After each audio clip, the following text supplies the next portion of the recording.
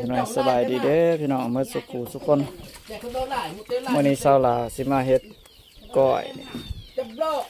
ให้พ่อเฒ่าแม่เฒ่ากินเลย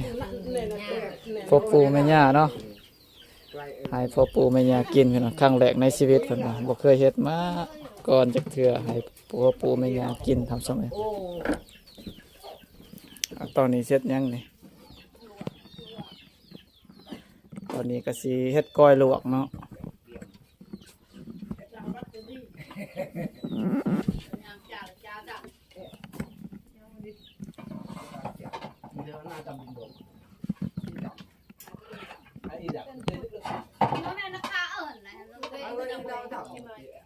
ตอนสุกบ่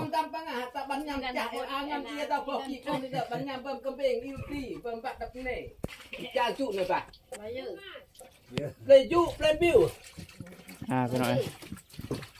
ตอนนี้ก็สิได้ล้างห้องออกพี่น้อยล้างห้องออก